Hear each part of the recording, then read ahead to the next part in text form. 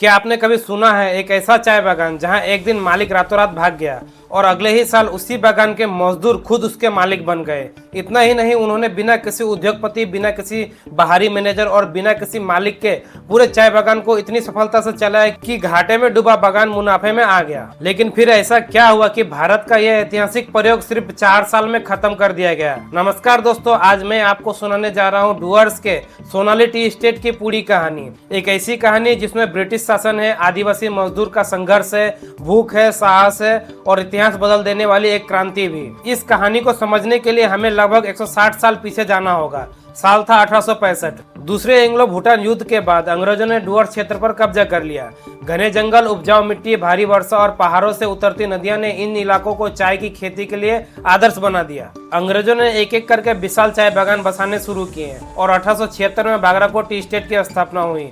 लगभग 30 साल बाद 1906 में इसी बागान का एक नया हिस्सा बनाया गया जिसका नाम साओ गांव डिवीजन रखा गया है। इसका संचालन British company the Empire of India and Ceylon Tea Company करती थी और यहाँ ओराव मुंडा और सांथाल जैसे हजारों आदिवासी समुदाय के लोग काम करते थे। उन्होंने जंगल काटे, जमीन तैयार की, चाय के पौधे लगाए और अपनी मेहनत से इस बागान को खड़ा किया। उनकी मेहनत से बनी चाय दुनिया भर में पहुंची, लेकिन उनके हिस्से में आई गरीबी, शोषण और कठिन जीवन।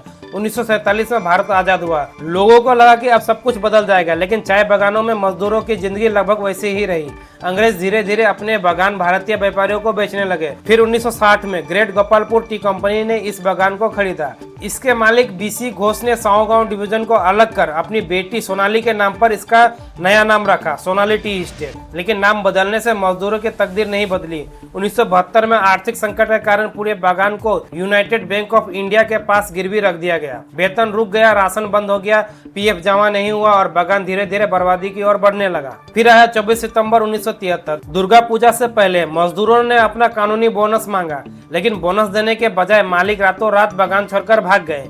अगले दिन जब मजदूर काम पर पहुंचे तो दफ्तर खाली था, ना मालिक था, ना मैनेजर, ना कोई जवाब देने वाला। लगभग 500 परिवार अचानक भूख और अनिश्चित भविष्य के हवाले हो गए। कई परिवार जंगलों से फल, कंदमूल और खाने योग्य चीजें इकट्ठा करके किसी तरह जिंदा रहे, लेकिन भूख के सामने हार मानने के बजाय उन्होंने संघर्ष का रास्ता चुना। बहुत कम लोग जानते हैं कि अपने अधिकारों की लड़ाई लड़ने के लिए सैकड़ों आदिवासी मजदूर तीस्ता नदी पार करके जलपाईगुड़ी के जिला मजिस्ट्रेट कार्यालय तक पैदल पहुंचे।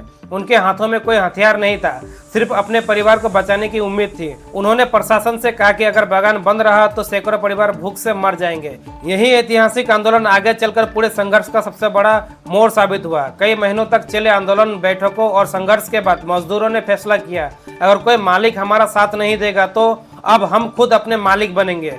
सितंबर 1974 में स्थानीय आदिवासी नेताओं, सामाजिक कार्यकर्ताओं और प्रोफेसर सरित के भौमिक जैसे लोगों के सहयोग से साओ गांव T and allied plantation workers cooperative society का गठन हुआ।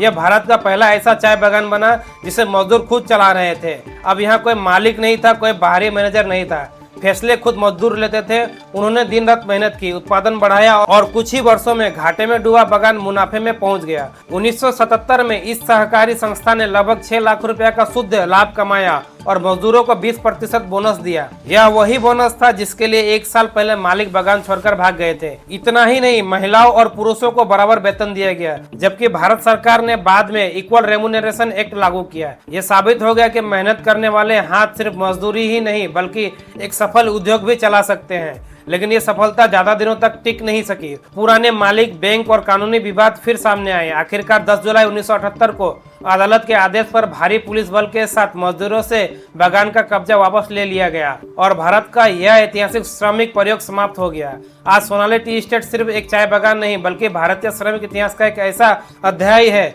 जो बताता है कि अगर अवसर मिले तो मजदूर भी एक उद्योग को सफलतापूर्वक चला सकते हैं। लेकिन ये कहानी यह भी याद दिलाती है कि सिर्फ मेहनत ही किसी उद्योग की किस्मत तय नहीं करती, बल्कि राजनीति, कानून, बैंक और सत्ता भी उसकी दिशा बदल सकते हैं। डुअर्स की मिट्टी में दबी ये कहानी आज भी हमें याद दिलाती है कि इतिहास सिर्फ राजाओं और उद्योगपतियों का नहीं बल्कि उन गुमनाम मजदूरों का भी होता है जिन्होंने अपने पसीने से इतिहास लिखा। अगर आपको ऐसी अनसुनी और सच्ची ऐतिहासिक कहानियां पसंद है तो वीडियो को लाइक करें, शेयर करें और चैनल को जरूर सब्सक्राइब करें। और आप किस टी एस्टेट से ये वीडियो को देख रहे हैं कमेंट करके जरूर बोलिए। जय हिंद।